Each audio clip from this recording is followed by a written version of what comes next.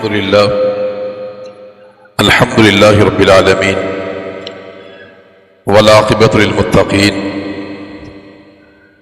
والصلاة والسلام على أشرف الأنبياء والمرسلين نبينا محمد وعلى آله وأصحابه وأهل طاعته أجمعين أما بعد فأعوذ بالله من الشيطان الرجيم بسم الله الرحمن الرحيم سيقول السفهاء من الناس ما ولاهم عن قبلتهم التي كانوا عليها قل لله المشرق والمغرب يهدي من يشاء إلى صراط مستقيم۔ یہ دوسرا پارہ ہے، اس کے آغاز میں اللہ تعالی نے تحویل قبلہ کا ذکر کیا ہے۔ نبی کریم صلی اللہ علیہ وسلم جب تک مکۃ المکرمہ میں رہے تو آپ کے نماز پڑھنے کا انداز ایسا ہوتا تھا کہ بیک وقت آپ کا رخ بیت اللہ کی طرف بھی ہوتا تھا اور بیت المقدس کی طرف بھی ہوتا تھا۔ مکۃ المکرمہ میں نبی کریم صلی اللہ علیہ وسلم رکن یمانی اور حجر اسود کے درمیان نماز پڑھا کرتے تھے، جس کی وجہ سے خانہ کعبہ بھی سامنے ہوتا تھا اور بیت المقدس بھی سامنے ہوتا تھا۔ لیکن جب آپ نے مدینہ کی طرف ہجرت فرمائی، اس صورت میں خانہ کعبہ آپ کے سامنے نہیں ہوتا تھا، اس وقت صرف آپ کا رخ بیت المقدس کی طرف ہوا کرتا تھا۔ تو پھر نبی کریم صلی اللہ علیہ وسلم بار بار اپنی نگاہ آسمان کی طرف اٹھایا کرتے تھے تاکہ قبلہ تبدیل ہو جائے۔ تو تقریباً 16 مہینے نماز ادا کرنے کے بعد پھر اللہ تعالیٰ نے قبلے کو تبدیل فرمایا تھا۔ یہ قبلے کی جو تبدیلی ہے یہ اللہ تعالیٰ کی طرف سے ایک نعمت تھی، کیونکہ مشرکین مکہ اور مدینہ کے منافقین یہ کہا کرتے تھے کہ اگر یہ نبی ابراہیمی ہے تو ابراہیم علیہ السلام کا قبلہ تو کعبۃ اللہ تھا، بیت اللہ تھا، لیکن یہ آخری پیغمبر، اس کا رخ تو بیت المقدس کی طرف ہوتا ہے۔ تو اللہ تعالیٰ نے قبلے کو تبدیل فرمایا، جو کعبہ ابراہیم علیہ السلام کا تھا قبلہ، وہی قبلہ نبی کریم صلی اللہ علیہ وسلم کا بنا دیا گیا تھا۔ اس کے بعد اللہ تعالیٰ نے امت محمدیہ صلی اللہ علیہ وسلم کی 2 خوبیاں بیان کی ہیں۔ فرمایا وَكَذَلِكَ جَعَلْنَاكُمْ أُمَّةً وَسَطًا، ہم نے تمہیں امت وسط بنایا ہے، مانا بہترین امت بنایا ہے۔ امت وسط کا مانا بہترین امت بنایا ہے۔ تمام امتوں میں سب سے بہترین امت جو ہے وہ نبی کریم صلی اللہ علیہ وسلم کی امت ہے، امت محمدیہ ہے۔ اور ایک اس کا معنی ہے وسط کا، درمیانی امت بنایا ہے، یعنی اس امت میں ہر عمل کے اندر اعتدال ہے، میانہ روی ہے۔ یہود کی طرح تشدد نہیں ہے اور نصارہ کی طرح اس میں ڈھیل نہیں ہے۔ ان کے ہر عمل میں، عقیدے میں، عمل کے اندر اعتدال ہے، میانہ روی ہے۔ مثال کے طور پہ یہودی عیسیٰ علیہ السلام کے بارے میں کہا کرتے تھے کہ ولد الزنا ہے، یہ انتہائی ایک کفری عقیدہ تھا۔ اس کے مقابلے میں نصارہ کا عقیدہ یہ تھا کہ عیسیٰ جو ہے اللہ کا بیٹا ہے۔ لیکن ہمارا جو موقف ہے وہ اعتدال پر قائم ہے کہ نہ تو ولد الزنا ہے اور نہ عیسیٰ اللہ کا بیٹا ہے، بلکہ عبداللہ ورسولہ، اللہ کا بندہ، اس کا رسول ہے۔ تو عقیدے کے اندر بھی یہ امت وسط میانہ روی پر قائم ہے، اعمال کے اندر بھی ہمارے ہاں میانہ روی ہے۔ یہودی اگر ان کی عورت حیضہ ہوتی تو ساتھ کھاتے پیتے نہیں تھے، بلکہ اسے میکے بھیج دیا کرتے تھے۔ اس کے مقابلے میں جو نصارہ تھے عیسائی، وہ عورت سے اس حالت میں تعلق بھی قائم کر لیتے تھے۔ لیکن ہماری امت محمدیہ میں اعتدال ہے، کہ اگر عورت یہ ایام آ جائے تو وہ نجس نے ایسے نہیں ہو جاتی کہ اس کو بندہ قریب نہ جائے، کھائے پیے نہیں، اور اسلام نے اس سے تعلق قائم کرنے کو حرام قرار دیا ہے۔ تو الغرض عقائد میں، اعمال میں، احکام کے اندر یہ امت وسط ہے، اس میں اعتدال کا موقف ہے۔ ایک یہ اس امت کی خوبی ہے یہ، اور دوسری خوبی بیان کی ہمیں کہ لِتَكُونُوا شُهَدَاءَ عَلَى النَّاسِ، اللہ نے اس امت محمدیہ کو گواہ بنایا ہے، دنیا کے اندر بھی اور آخرت میں بھی۔ دنیا میں گواہی کیا ہے؟ صحیح بخاری کی روایت ہے، صحابہ کرام تشریف فرما تھے کہ وہاں سے ایک جنازہ گزرا تو صحابہ کرام نے کہا کہ یہ آدمی بڑا اچھا تھا، یعنی فَأَثْنَوْا عَلَيْهِ خَيْرًا، اس مرنے والے کی تعریف کی کہ بڑا اچھا آدمی تھا یہ۔ آپ نے فرمایا کہ واجبت، اس مرنے والے کے لیے جنت واجب ہو چکی ہے، اس لیے کہ تم نے اس کی گواہی دی ہے۔ پھر ایک اور میت وہاں سے گزری، صحابہ نے اس کے بارے میں کہا کہ بڑا بدتر آدمی تھا یہ، اس کی برائی بیان کی، فرمایا کہ واجبت، اس مرنے والے کے لیے جہنم واجب ہوگی۔ تو دنیا میں یہ گواہی اس امت کی ہے، اور قیامت کے دن بھی یہ امت گواہی دے گی جب سابقہ انبیاء کی امتیں اپنے نبی کے بارے میں انکار کر دیں گی کہ ہمارے پاس پیغمبر نہیں آیا تھا، ہمیں دعوت نہیں ملی تھی، تو اس موقع پہ امت محمدیہ گواہی دے گی کہ اللہ تعالیٰ نے ہر امت میں ایک پیغمبر بھیجا تھا۔ تو اس امت کی شان ہے کہ اللہ نے اس کو گواہ بنایا ہے، دنیا کے اندر بھی اور قیامت کے دن بھی یہ امت گواہی دے گی۔ اس کے بعد اللہ تعالیٰ نے قبلے کی تبدیلی کی دو حکمتیں بیان فرمائی ہیں۔ پہلی حکمت یہ ہے کہ إِلَّا لِنَعْلَمَ مَن يَتَّبِعُ الرَّسُولَ، کہ ہم نے قبلہ اس لیے تبدیل کیا ہے تاکہ ہم ظاہر کر دیں کہ کون پیغمبر کا مطیع ہے، اتباع کرنے والا ہے، اور کون ہے جو نبی کی نافرمانی کرتا ہے۔ یہ قبلے کی تبدیلی حقیقت میں اللہ کے پیغمبر کی اتباع کو جانچنے کے لیے تھا، اور واقعتاً جب قبلہ تبدیل ہوا تو منافقین و کفار پر یہ معاملہ بڑا گراں تھا، لیکن اہل ایمان پر یہ عمل گراں نہیں تھا یہ۔ اور یہ بھی یاد رہے قبلے کی تبدیلی یہ ظہر عصر کے درمیان ہوئی تھی، اور وہ مسجد قبلتین جسے کہا جاتا ہے، انہیں خبر ملی جب یہ عصر کی نماز ادا کر رہے تھے، تو عصر کی نماز کے دوران ہی انہوں نے اپنا قبلہ تبدیل کر لیا تھا۔ اسی بنیاد پر اس کو مسجد قبلتین کہا جاتا ہے۔ اور مسجد قباء والوں کو دوسرے دن فجر کی نماز میں اطلاع دی گئی تھی۔ تو قبلے کی تبدیلی جو ہے یہ اللہ کے پیغمبر کی اتباع کو دیکھنے کے لیے، کون نبی کی پیروی کرتا ہے اور کون نبی کی نافرمانی کرتا ہے۔ ایک حکمت یہ ہے قبلے کو تبدیل کرنے کی، اور دوسری حکمت یہ ہے فرمایا لِأَلَّا يَكُونَ لِلنَّاسِ عَلَيْكُمْ حُجَّةٌ، ہم نے قبلہ اس لیے تبدیل کیا ہے تاکہ یہود و نصارہ کو تم پر اعتراض باقی نہ رہے۔ یہودی اعتراض یہ کیا کرتے تھے کہ اگر یہ آخری نبی ابراہیمی ہے تو ابراہیم علیہ السلام قبلہ خانہ کعبہ تھا، اور تورات میں یہ بات لکھی ہوئی تھی کہ جو آخری پیغمبر آئے گا اس کا قبلہ جو ہے وہ بیت اللہ ہوگا۔ تو اللہ نے اس حجت کو پورا کرنے کے لیے آپ صلی اللہ علیہ وسلم کے لیے قبلے کو تبدیل فرما دیا تھا۔ اس کے بعد اللہ تعالی نے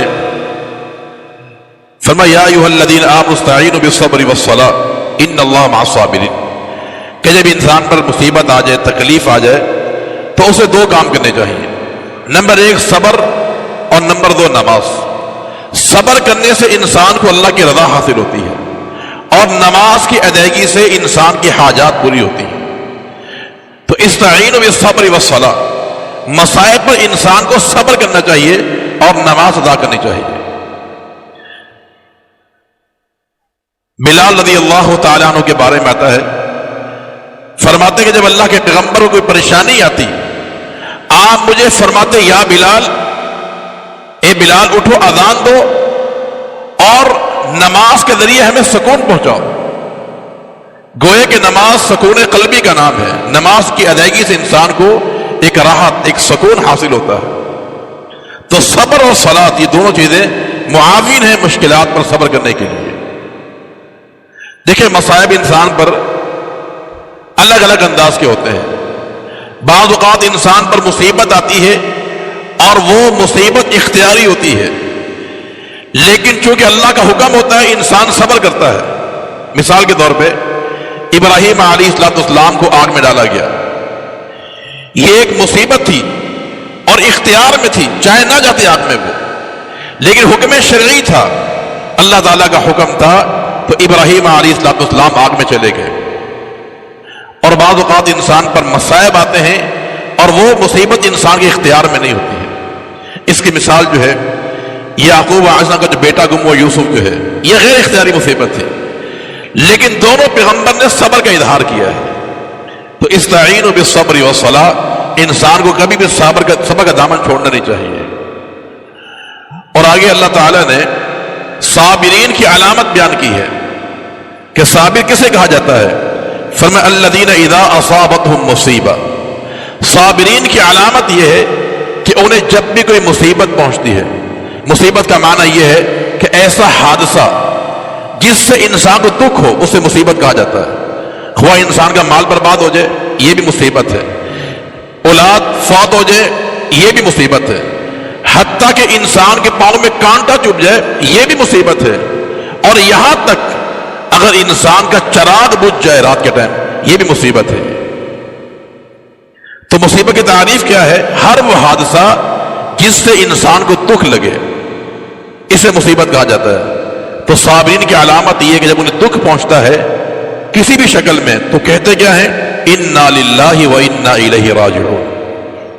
یہ کلمہ استرجاع کہلاتا ہے، یہ انا للہ و انا الیہ راجعون۔ مصیبت کے وقت یہ کلمہ پڑھنا سنت رسول ہے صلی اللہ علیہ وسلم۔ اور ہر مصیبت پر، ہمارے ہاں یہ جملہ عموماً لوگ مرنے پر پڑھتے ہیں، نہیں میرے بھائی، جو بھی انسان کو حادثہ پہنچے، دکھ پہنچے، یہ دعا پڑھنی چاہیے انا للہ و انا الیہ راجعون۔ یہ الفاظ ہم ادا تو کرتے ہیں لیکن اس کے معنی بھی کبھی غور نہیں کیا۔ دیکھیں یہاں پر دو جملے ہیں، انا للہ و انا الیہ راجعون۔ یہ انا للہ کا معنی یہ ہے کہ یا اللہ میں تیرا غلام ہوں، انا للہ میں عبدیت کا اظہار ہے کہ میں کچھ نہیں ہوں، میں اللہ تعالیٰ کے لیے ہوں، میں اللہ کا غلام ہوں، اللہ کا عبد ہوں۔ اور وہ انا الیہ راجعون کا معنی یہ ہے کہ میرے سارے معاملے اللہ کے سپرد ہیں۔ تو اس جملے کو آپ پڑھیں ان معانی کے ساتھ، عبدیت کا اظہار کیا جا رہا ہے اور اپنے تمام معاملات اللہ کے سپرد کیے جا رہے ہیں۔ اس کے بعد اللہ تعالیٰ نے حلال و حرام کا ذکر کیا ہے کہ اللہ کے حلال کو حلال مانو اور اللہ کے حرام کو حرام مانو۔ کفار مکہ میں عادت ہوتی تھی کہ جو چیزیں اللہ نے حرام کی ہیں اسے یہ حلال سمجھتے تھے، اور جسے اللہ نے حرام کیا ہے اسے حلال اور حلال کو حرام سمجھا کرتے تھے۔ فرمایا کہ اللہ کے حلال کو حلال مانو اور اللہ کے حرام کو حرام مانو۔ اور مزے کی بات یہ ہے کہ اللہ نے جس چیز کو حلال کیا ہے وہ چیزیں ایسی ہیں جو انسان کی عقل کے بالکل مطابق ہے اور انسان کی عقل کے نفع بخش بھی ہے، اور جن چیزوں کو اسلام نے حرام قرار دیا ہے وہ چیزیں میرے بھائیو انسان کی عقل کے نقصان دہ ہیں۔ یہ بات تو ثابت ہے، ہم بھی جانتے ہیں کہ جو اشیاء اسلام نے حرام کی ہیں ان کی حرمت کی وجہ یہی ہے کہ وہ انسان کی عقل کے نقصان دہ ہیں، اور جو اشیاء اسلام نے حلال کی ہیں وہ انسان کی عقل کے لیے مفید ہیں۔ شہد اسلام نے حلال کیا ہے، دودھ اسلام نے حلال کیا ہے۔ اس کے برعکس شراب کو اسلام نے حرام قرار دیا ہے۔ شراب کے اندر پینے سے انسان کو نقصان ہوتا ہے، عقل انسان کی معاف ہوتی ہے، الٹیاں چکر انسان کو آتے ہیں، لیکن دودھ میں شہد میں چیزیں موجود نہیں ہیں۔ یہ تو جو اشیاء اسلام نے حلال کی ہیں اس میں انسان کی نفع ہے، اور جو اسلام نے حرام کی ہیں اس میں نقصان ہے۔ تو اللہ کے حلال کو حلال مانو اور اللہ کے حرام کو حرام مانو۔ اللہ نے حرام کیا کیا ہے؟ انما حرم علیکم المیتۃ، مردار اسلام نے حرام قرار دیا ہے، خون بہتا ہوا خون حرام کیا ہے، خنزیر کو حرام کیا ہے، اور ہر وہ چیز جس پہ غیر اللہ کا نام لیا جائے اس کو بھی اسلام نے حرام قرار دیا ہے۔ لیکن کفار مکہ اللہ کے حرام کو حرام نہیں مانتے تھے، تو ہمیں یہ سبق دیا گیا ہے کہ اللہ کے حلال کو حلال مانو اور اللہ کے حرام کو حرام مانو۔ اس کے بعد فرمایا کہ لیس البر ان تولوا وجوہکم قبل المشرق والمغرب، یہ قبلے کا جو تبدیلی کا جو معاملہ تھا یہ اتنا زیادہ مکہ مدینہ منورہ میں یہ گرم ہوا تھا کہ آپس میں مسلمان اور جو منافقین تھے ان کی بڑی گرما گرمی ہوتی تھی قبلے کی تبدیلی پر، یہاں تک کہ تحویل قبلہ کو لوگ نیکی سمجھتے تھے۔ اللہ نے جواب دیا کہ لیس البر ان تولوا وجوہکم قبل المشرق، قبلے کی تبدیلی نیکی نہیں ہے، ولکن البر، نیکی کیا ہے؟ من آمن باللہ، اللہ پر ایمان لانا، آخرت پر، فرشتوں پر، کتابوں پر، انبیاء پر، یہ اصل نیکی کا کام ہے۔ یہ قبلے کی تبدیلی کا انحصار نیکی پر نہیں ہے۔ یہ اصل چیز ایمان کے 6 اصول ہیں ان کو تسلیم کرنا۔ اور اس کے بعد رب العالمین نے مال کے خرچ کے مصارف بیان کیے ہیں کہ تم مال خرچ کرو، قریبی رشتہ داروں کو دو، یتیموں کو دو، مسکینوں کو دو، مسافر ہیں، مانگنے والے ہیں، قیدی ہیں، ان کو دو۔ وَأَقَامَ الصَّلَاةَ، نماز قائم کرو، زکوٰۃ ادا کرو، وعدے پورے کرو، صبر کرو۔ یہ سارے کام نیکی کے کام ہیں، یہ اعمال بر ہیں، یہ اعمال خیریہ ہیں۔ قبلے کی تبدیلی، رخ کی تبدیلی، اس کا انحصار نیکی پر نہیں ہے۔ اس کے بعد اللہ تعالیٰ نے کچھ امور بیان فرمائے ہیں کہ جس سے انسان کا نفس بھی محفوظ ہوتا ہے اور انسان کا مال بھی محفوظ ہوتا ہے۔ اللہ نے انسان کی جان کو محفوظ کرنے کے لیے قصاص کو فرض کیا ہے۔ یا ایھا الذین آمنوا کتب علیکم القصاص ولکم فی القصاص حیات، تمہارے لیے قصاص میں بدلہ لینے میں زندگی ہے۔ یہ تو قصاص، اس میں انسان کی حیات ہے۔ یہ تو اللہ نے انسان کے نفوس کی حفاظت کے لیے قصاص کو لازم قرار دیا ہے۔ اور نمبر 2، انسان کے نفس کو محفوظ کرنے کے لیے کتب علیکم الصیام، اسلام نے روزے فرض کیے ہیں تاکہ انسان کی نفس کی تہذیب ہوتی رہے۔ قصاص کے ذریعے انسان کا ذہنی نفس محفوظ ہوتا ہے اور روزے کے ذریعے انسان کی جو روحانیت ہے وہ محفوظ ہوتی ہے۔ یہ اور تیسرا حکم یہ دیا ہے کہ تم اپنا مال محفوظ کرو۔ کس طرح؟ وصیت کر کے جو ہے، ایک انسان مر رہا ہے، اس کے پاس مال موجود ہے، تو اپنے مال کی اس نے وصیت کرنی ہے، تو اس کو چاہیے کہ مال کو محفوظ کرنے کے لیے وصیت کر کے جائے۔ اور وصیت کے بارے میں اسلام کا اصول یہ ہے کہ ایک مرنے والا جب مر رہا ہو، اس کو اپنے ٹوٹل مال میں سے صرف تیسرے مال کی حصے کرنے کی وصیت کرنے کی اجازت ہے۔ پورا مال وہ وصیت نہیں کر سکتا ہے، اگر کرے گا بھی تو وہ وصیت نافذ نہیں کی جائے گی۔ تو ثلث مال کی اسلام نے اجازت دی ہے۔ اور وصیت اچھے کام بھی کرنی چاہیے انسان کو، جو ہے ناجائز کام، جو باطل کام ہیں، دین کے خلاف ہیں، ان کی وصیت حرام اور باطل ہے میرے بھائی۔ اور جس آدمی کے پاس مال نہ ہو وہ بھی وصیت کر سکتا ہے دین کی۔ وصى بها ابراہیم بنیہ ویعقوب، ابراہیم علیہ السلام نے اپنی اولاد کو وصیت کی تھی دین پر چلنے کی، جو ہے تو وصیت مال کی بھی ہوتی ہے۔ اگر انسان کے پاس مال نہ ہو تو دین کی بھی انسان وصیت کر سکتا ہے۔ سلف صالحین کے بارے میں آتا ہے کہ وہ جب مرض الموت میں ہوتے تھے، ان کے پاس مال تو ہوتا نہیں تھا، تو لوگ ان سے کہتے آپ ہمیں وصیت کریں، تو سلف صالحین کہا کرتے تھے کہ سورہ نحل کی جو آخری آیت ہے، ان اللہ مع الذین اتقوا والذین هم محسنون، اس آیت پر تم عمل کرو، یہ ہماری تمہیں وصیت ہوا کرتی ہے۔ تو اس کے بعد عالمین نے وصیت کے مسائل، پھر جہاد کے مسائل بیان فرماتے ہوئے اللہ نے حج کے مسائل بیان کیے ہیں۔ حج کے مسائل کے اندر کفار مکہ کی چند رسومات کی تردید کی ہے۔ کفار مکہ جو ہے ان کے ہاں کوئی بھی حج کا موقع نہیں ہوتا تھا، جب چاہے وہ حج کر لیتے تھے۔ تو قرآن نے کہا نہیں الحج اشہر معلومات، ہر مہینے حج نہیں ہوگا، حج کے مخصوص مہینے ہی ہیں۔ دوسری ان کی رسم یہ ہوتی تھی کہ وہ جب حج پر جاتے تھے تو زیادہ راہ لے کر نہیں جاتے تھے، کہتے ہم متوکلین ہیں، ہم بھروسہ کرنے والے ہیں۔ قرآن نے کہا نہیں وتزودوا، زیادہ راہ ساتھ لے کر جاؤ۔ نمبر 3 ان کی رسم یہ تھی کہ کفار مکہ جو ہے جب حج پر جاتے تھے تو عرفہ کے میدان میں جاتے نہیں تھے، مزدلفہ مینا سب جاتے تھے، عرفہ نہیں جاتے تھے۔ ان کا موقف یہ تھا کہ ہم مکہ والے ہیں، حرم والے ہیں، اور جو حرم میں رہنے والا ہے وہ دوران حج عرفہ نہیں جائے گا، کیونکہ عرفہ جو ہے حرم سے باہر ہے۔ تو قرآن آیا کہ نہیں، جہاں لوگ جاتے ہیں عرفہ کے اندر تم بھی وہیں سے ہو کر آیا کرو۔ اور ایک رسم یہ تھی کہ وہ دوران حج کاروبار کو حرام سمجھتے تھے، تو قرآن نے کہا نہیں تم کاروبار بھی کر سکتے ہو، حج کے موسم میں کاروبار بھی کیا جا سکتا ہے، اور ایک قباحت یہ تھی کہ وہ حج سے فارغ ہونے کے بعد مینا کے میدان میں میلہ لگایا کرتے تھے، اس میں اپنے آباء و اجداد کے وہ کارنامے بیان کیا کرتے تھے۔ قرآن نے منع کیا فذکروا اللہ، اب مینا کے میدان میں اللہ کا ذکر کرنا ہے، آباء و اجداد کے فخر بیان نہیں کرنا ہے۔ اس کے بعد عالمین نے چند احکامات بیان فرمائے ہیں کہ حرمت والے مہینے میں لڑائی نہیں کرنی ہے، اور دوسرا حکم یہ دیا ہے کہ یتیم کا مال فساد نیت کے ساتھ استعمال کرنا مان لی جائز نہیں ہے۔ اور یہاں العالمین نے شراب اور جوے کو بھی منع کیا ہے کہ شراب اور جوا جو ہے اس میں نفع کم ہے، نقصان زیادہ ہے، اور یہ بات حقیقت ہے۔ جو انسان شراب پیتا ہے اس کے اندر لڑائی جھگڑا اور گالی گلوچ آ جاتی ہے، یہ انسان کی عقل کھو جاتا ہے، وہ انسان مدہوش ہو جاتا ہے۔ امام ابن ابی دنیا نے ایک واقعہ نقل کیا ہے نشئی کے بارے میں کہ ایک نشئی نے شراب پی اور ایسا وہ مدہوش ہوا کہ جب اس نے پیشاب کیا اسی پیشاب کے ساتھ استنجا بھی کر رہا تھا اور کہہ کے آ رہا تھا کہ الحمدللہ الذی جعل اسلام نورا والماء طہورا، یعنی اسی پیشاب کے ساتھ وہ استنجا بھی کر رہا تھا۔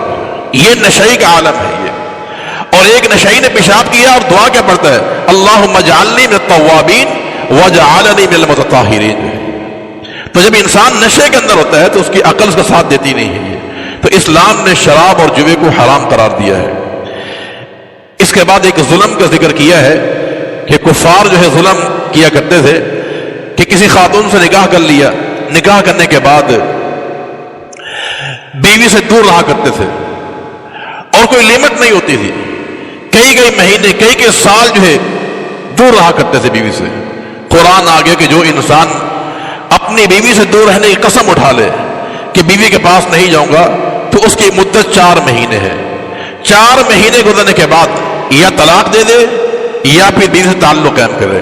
اگر دونوں کام نہیں کرتا ہے تو بیوی کو اختیار ہے کہ وہ عدالت میں جا سکتی ہے، عدالت میں جائے، جج اس کو مجبور کرے گا کہ یا طلاق دے یا پھر اس سے تعلق قائم کیا جائے۔ اس کے بعد عالمین نے حق مہر کے مسائل بیان کیے ہیں، طلاق کے مسائل بیان کیے ہیں اور رضاعت کے مسائل بیان کیے ہیں۔ طلاق کے تعلق سے ارشاد فرمایا کہ طلاق 2 دفعہ ہے۔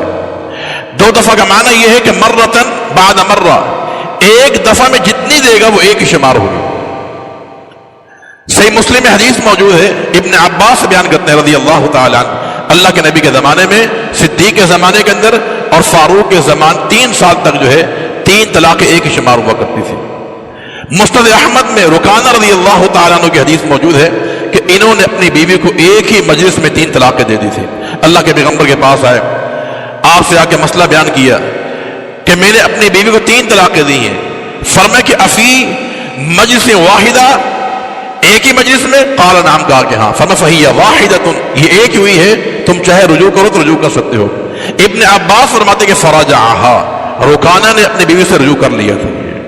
تو ایک ہی مجلس کی 3 طلاقیں وہ ایک طلاق شمار ہوتی ہے کتاب و سنت کی روشنی میں۔ اور بیچ میں العالمین نے خلا کا مسئلہ بیان کیا ہے کہ اگر بیوی کو شوہر سے ڈر لگے، مارتا ہے، پیٹتا ہے، یا اس کو وہ اس میں جو ازدوائی تعلق قائم کرنے کی قوت موجود نہیں ہے، کسی بھی وجہ سے شرعی عذر اس کا موجود ہے، تو بیوی جو ہے خلا لے سکتی ہے وہ۔ اور خلا کے لیے شوہر طلاق دیتا ہے، یہ یاد رکھیے گا، خلا ایسا نہیں ہو جاتا ہے، خلے کا مطالبہ بیوی کرتی ہے لیکن طلاق شوہر دے گا، لیکن اس کو طلاق نہیں کہا جائے گا، اس کو خلا کہا جائے گا، لیکن بیوی کو چھوڑنے کا اختیار جو ہے مرد کے پاس ہے۔ یہ اگر بیوی خلا کا مطالبہ کرے اور شوہر طلاق نہ دے، اس صورت میں عورت کو اختیار ہے کہ وہ عدالت چلی جائے، عدالت ڈگری جاری کرے گی خلے کی، اور یہ خلے کی ڈگری جو ہے یہ قائم مقام ہے شوہر کے طلاق کے جو ہے۔ اور خلا لینے والی عورت کی عدت اسلام نے 1 ماہ قرار دی ہے، اگر وہ حاملہ نہ ہو، اگر حاملہ نہیں ہے تو 1 ماہ اس کی عدت ہے، 1 ماہ گزارنے کے بعد وہ کہیں بھی نکاح کر سکتی ہے۔ اس کے بعد رضاعت کے مسائل بیان کیے ہیں۔ رضاعت میں اختصار کی بات یہ ہے کہ کسی بچے کو دودھ پلانا ہے، اس کی 2 شرطیں بس۔ پہلی شرط یہ ہے کہ کوئی بھی خاتون بچے کو دودھ پلائے 5 دفعہ۔ 5 دفعہ کا معنی یہ ہے کہ 1 دفعہ کا معنی یہ ہے کہ بچہ دودھ پیے اور پیتا رہے چھوڑے نہیں، خود بخود چھوڑ دے، یہ ایک دفعہ کا پینا ہوتا ہے۔ جو بھی بچہ کسی خاتون کا 5 دفعہ دودھ پی لے، ایک یہ شرط ہے، اور ایک شرط یہ ہے کہ دودھ اس وقت پیے جو دودھ کی عمر ہوتی ہے، یہ 2 سال سے پہلے جو ہے۔ اگر یہ 2 شرطیں ثابت ہو جائیں تو اس بچے میں اور خاتون میں رضاعی رشتہ ثابت ہو جاتا ہے۔ لیکن یاد رہے، رضاعت کی بنیاد پر میراث ثابت نہیں ہوتی ہے۔ ایسا نہیں ہے کہ یہ خاتون اس بچے کی وارث ہوگی، یہ بچہ اس خاتون کا وارث، رضاعت سے جو ہے میراث ثابت نہیں ہوتی ہے۔ اس کے بعد عالمین نے عدت کے مسائل بیان کیے ہیں۔ عدت کے لحاظ سے خواتین کے الگ الگ اقسام ہوتی ہیں۔ بعض خواتین کو جن کو طلاق ہو جائے اور ان پر ایام نہیں آتے ہیں، بیماری کی وجہ سے نہیں آتے ہیں، یا عمر کے زیادہ ہونے کی وجہ سے نہیں آتے ہیں، یا کم عمری کی وجہ سے نہیں آتے ہیں، تینوں صورتوں میں اگر کسی خاتون کو طلاق ہو جائے اور اس کو ایام نہ آتے ہوں، اس کی عدت اسلام نے 3 مہینے مقرر کی ہے۔ نمبر 2، خاتون کو طلاق ہو جائے اور اس سے صحبت نہ کی گئی ہو، اس پر کوئی عدت نہیں ہوتی ہے۔ نمبر 3، بیوہ خاتون جو ہے اس کی عدت 4 مہینے 10 دن ہے اگر حاملہ نہ ہو، اگر حاملہ ہے تو اس کی عدت بھی اسلام نے وضع حمل قرار دی ہے۔ اس کے بعد آخر میں اللہ تعالیٰ نے 2 واقعے ذکر کیے ہیں جس میں ترک جہاد کی وجہ سے لوگ خوف میں تھے، جہاد نہیں کر رہے تھے اور بزدلی کی وجہ سے وہ جہاد سے بھاگ رہے تھے۔ پہلا واقعہ بیان کیا، الم تر الی الذین خرجوا من دیارہم وهم الوف حذر الموت، موت کے ڈر سے، جہاد کے خوف سے یہ لوگ گھر سے نکل گئے۔ اللہ رب العالمین نے راستے میں فقال لهم اللہ موتوا، موت سے بھاگے تھے کہ جہاد نہ کرنا پڑے، اللہ نے راستے میں سب کو مار دیا ہے۔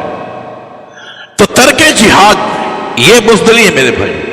اور دوسرا واقعہ بیان کیا بنی اسرائیل کا کہ بنی اسرائیل نے جب جہاد کو چھوڑا، ترک جہاد کیا، تو نتیجہ کیا نکلا؟ انہیں گھروں سے نکال دیا گیا، وطن سے نکال دیا، گھر سے بے گھر کر دیا گیا، اور ان کی عورتوں کو لونڈی بنا لیا گیا تھا۔ تو اب انہوں نے دوبارہ اپنی عزت پانے کے لیے، دوبارہ اپنا وطن حاصل کرنے کے لیے اور کھوئی عزت کو پانے کے لیے اپنے نبی کے پاس گئے کہ ہمارے کو بادشاہ مقرر کرے جس سے مل کر ہم جہاد کریں۔ مانا کہ جہاد ہی عزت کا راستہ ہے میرے بھائی۔ اس دور میں نبی جہاد نہیں کرتے تھے، جہاد کے لیے کمانڈر مقرر کیا جاتا تھا، تو لہذا طالوت علیہ السلام کو کمانڈر مقرر کیا گیا اس قوم کے لیے کہ ان کی معیت میں تم نے جہاد کرنا ہے۔ اس قوم نے ایک اعتراض کر دیا، اعتراض یہ تھا کہ یہ ہمارا بادشاہ نہیں ہو سکتا ہے، کیوں؟ وَلَمْ يُؤْتَ سَعَةً مِنَ الْمَالِ، یہ مالدار نہیں ہے، یہ اس کے پاس پیسہ نہیں ہے، تو پیسے والا انسان ہونا چاہیے۔ اللہ نے جواب دیا کہ ان اللہ اصطفاہ علیکم، بات یہ ہے کہ اس کو عالمین نے منتخب فرمایا، یہ اللہ تعالیٰ کا چناؤ ہے۔ اور نمبر 2، وَزَادَهُ بَسْطَةً فِي الْعِلْمِ وَالْجِسْمِ، اس کے پاس علم بھی موجود ہے اور اس کے پاس جسم بھی موجود ہے، تمام تر اس کے پاس قوتیں موجود ہیں۔ چنانچہ طالوت علیہ السلام کو بادشاہ مقرر کیا گیا، انہوں نے وہاں پر قوم کو وعظ و نصیحت کی جہاد کے لیے، اور جب جالوت سے ان کا مقابلہ ہوا تو اللہ العالمین نے فَهَزَمُوهُمْ بِإِذْنِ اللَّهِ، اللہ العالمین کی حکم پر جو ہے جالوت کو شکست ہو گئی۔ اللہ نے اہل اسلام کو، مسلمانوں کو فتح سے ہمکنار کیا، اور قرآن نے کہا کہ کم من فئۃ قلیلۃ غلبت فئۃ کثیرۃ بإذن اللہ، کہ اصحاب طالوت کی تعداد 313 تھی اور لڑنے والے جو کفار تھے ان کی تعداد ہزاروں کے اندر تھی، لیکن طالوت نے نصیحت کی، کہا گھبرانا نہیں ہے، کم من فئۃ قلیلۃ، کہ بہت سی کم جماعتیں جو ہیں وہ غالب آتی بہت زیادہ پر جو ہے۔ جہاد کے میدان میں تعداد لڑتی نہیں ہے، انسان کا جذبہ، انسان کا ایمان لڑتا ہے۔ تو تعداد کی قلت میں مت جائیے، تمہارے اندر ایمان موجود ہے، شجاعت موجود ہے۔ تو دنیا میں ایسا ہوا ہے کہ چھوٹی جماعت بڑی جماعت پر غالب آتی رہی، اور ہر دور میں ایسا ہوا ہے۔ بدر کے میدان کے اندر مسلمانوں کی تعداد کم تھی، 313 مسلمان تھے، 1000 کفار تھے۔ احد کے اندر مسلمانوں کی تعداد 700 تھی، 1000 تھی بعد میں، لیکن 300 چلے گئے تھے، منافقین کو ساتھ لے گیا تھا، 700 مسلمان تھے، کفار کی تعداد 3000 تھی۔ اور جنگ موتا کے اندر مسلمانوں کی تعداد 30000 تھی، اور رومی جو لڑنے کے لیے آئے تھے ان کی تعداد 2 لاکھ تھی میرے بھائی۔ اللہ نے ہر میدان میں مسلمانوں کو فتح سے ہمکنار کیا ہے۔